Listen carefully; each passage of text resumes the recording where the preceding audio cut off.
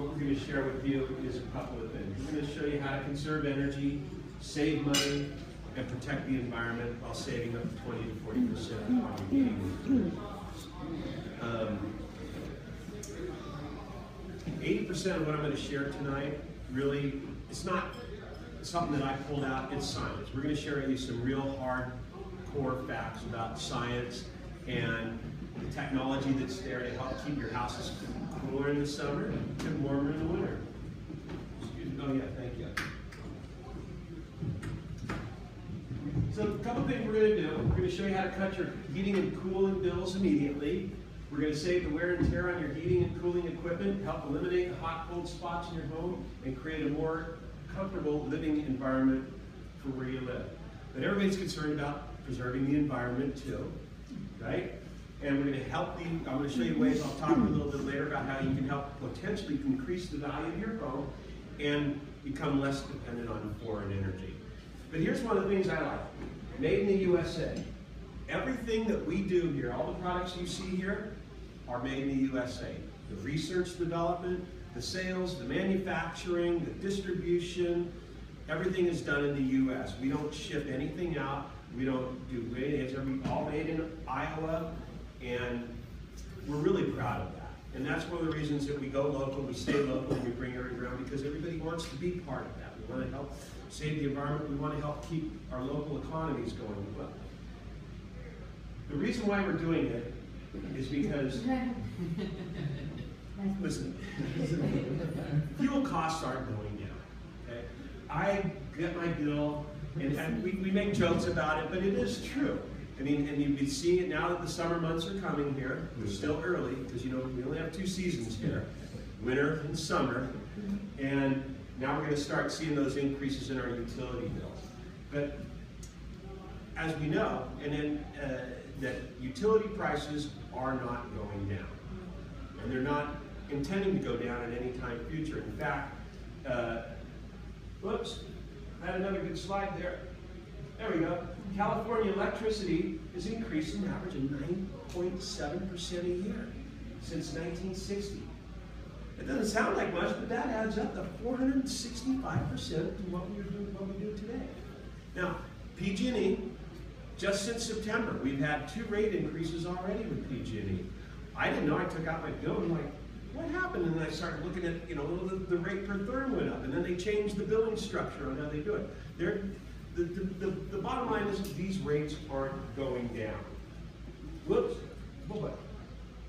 This is just the change of PG&E's. SCE is Southern California Edison, SD San Diego Gas and Electric. Those are the ones down south. And you can just see, it's a trend. It's going up. This was an article in the San Francisco Chronicle just recently that's calling for an increase of $85 a month for electricity.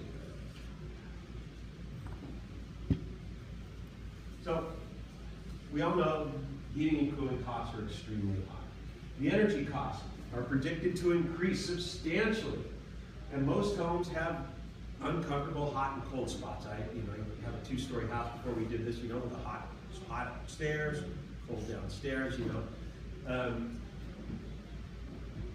we're also negatively affecting the atmosphere with all that stuff that we're throwing out there. So we're trying to capture that and keep it within your home and get it to your advantage and not throwing it out to the air.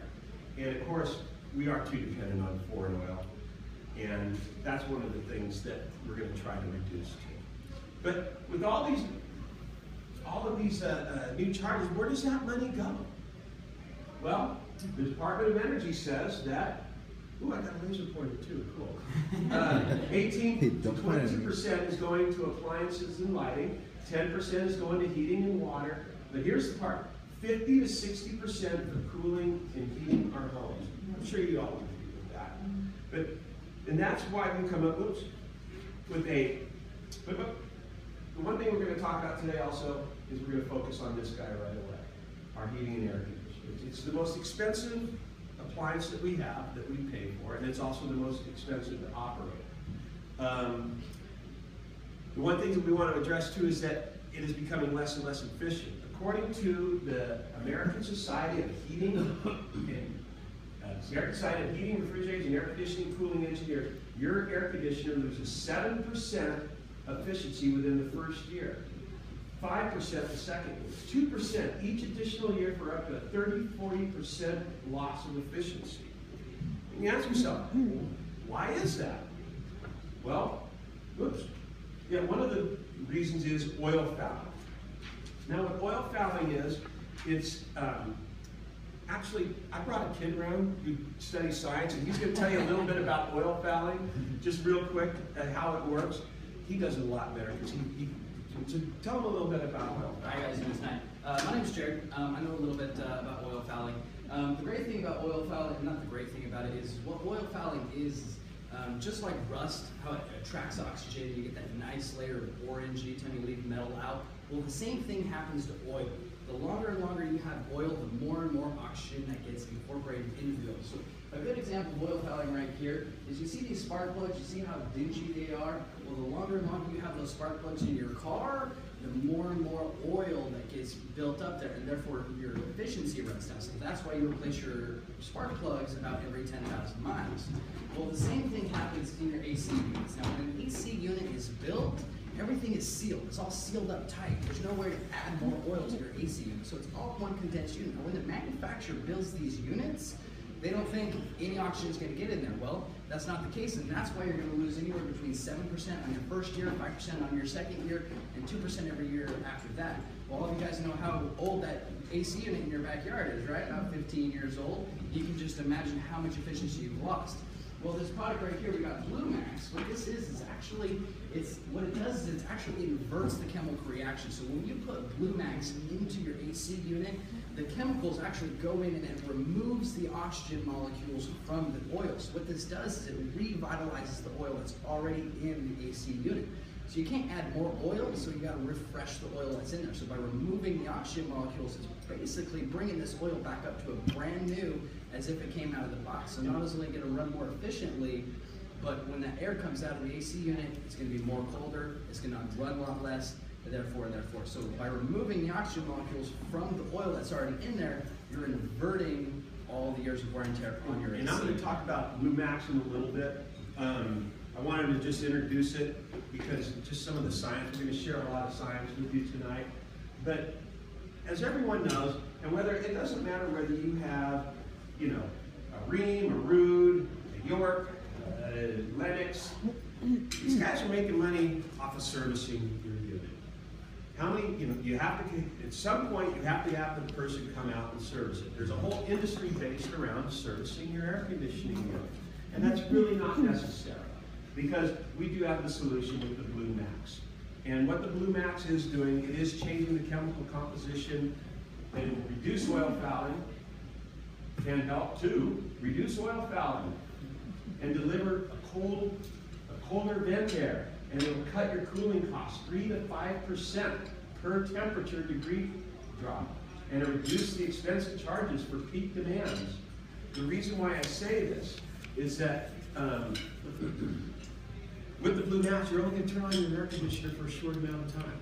It's not going to leave it run all day. That's one of the things that oil fouling will do. It will help run more efficiently. It's not going to transfer that heat that's coming, that's turning up in the air conditioner and putting it out into your vents. It's going to reduce your maintenance costs.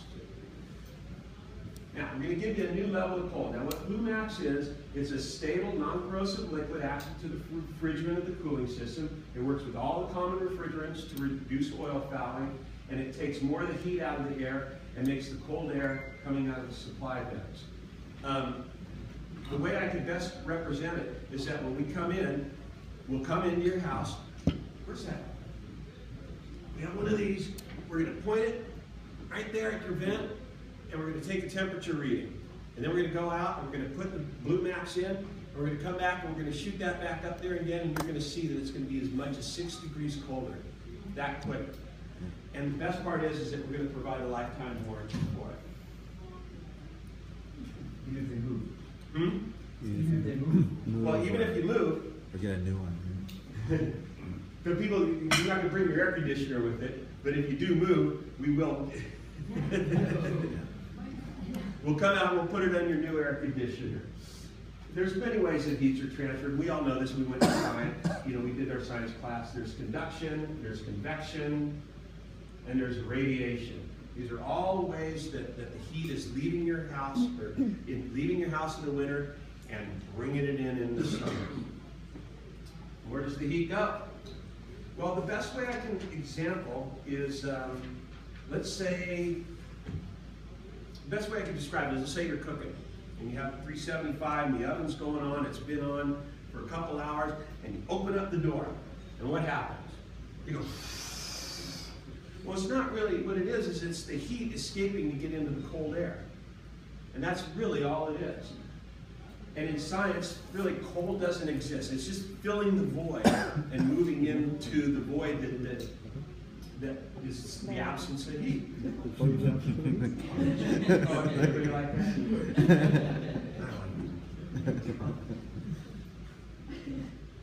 Now, we've all been to the home shows, and they also want to go in, they want to say, okay, well, we've got windows, and we want to put insulation in our walls. And then you go to the home show, they have a whole bunch of different windows. They have double pane, triple pane, and it's all the same windows with different stickers on it, which is all great. It all helps to keep your home in. But where's all that heat going? 85% of the heat is going out where? Out the attic. It's going right up and out the attic. And it's lost every day. It's going out of the heat, and then it's coming. And the heat enters your home in the the heat enters your home through the attic in the warmer months. It's just bacon, and you can see it. And in the heat escapes through your attic in the colder months. And the best way I can example, in the summer, go ahead and go stick your head up in the attic. It's hot. You don't want to keep your head up there. It's super hot. And in the winter, it's the same reason. Let's say you go up there and it's all cold, but then you run your shower, and then then the moisture goes up there. And you all know once the sun starts hitting it, it hits the moisture, what happens? It's condensation. So if you have a lot of insulation, even if you have a lot of insulation, it's still going to happen. And it's costing your money year-round because, really, insulation, the U.S. Department of Energy states that only 10% of your radiant heat is stopped by insulation. And I have a demonstration, I'm going to show you that in just a little bit that demonstrates that. But this is, traditional insulation is like a sponge. And if you think about it, you have a sponge and you put a little water on it, what's going to happen? The water's going to go in and it's going to soak up the sponge. But sooner or later, that sponge is going to become saturated. And then you're going to have the sponge, you're going to put a little drop of water on it, what's going to happen? A little bit of water is going to drop in there because it's saturated. The same thing happens with your insulation. And it doesn't matter whether you have blown-in insulation, blue jeans, cellulose foam, recycled paper, rock wool. It only stops, it only slows down the transfer. It doesn't stop the heat transfer. Now, everybody's heard of R value on insulation, right? You have R16, everybody heard the R value? When you buy insulation, you go, there's an R value that's always attached to it. And what that stands for is resistance. How much is it going to resist the heat? How much is it going to resist the cold? But we're not trying to resist the heat. What we're going to show you is how to stop the heat. So this looks like a typical insulation. You get your insulation in, and over time it starts to compress. It starts to compress, and it loses its value. And then what happens? You go back in, and you start that process all over again. And that leads to a serious problem. The higher cooling bills in the summer because the heat radiator transfers out of the house, and the higher heating bills because in the winter because the hot air is escaping out. The solution is the second thing we're going to talk about. We're going to talk about a three-pronged approach that we're presenting tonight. This is the second, is multi-layer reflective insulation. Now this is the same stuff. All right, I got to get on there. Otherwise I'm going to go out. Same type of technique.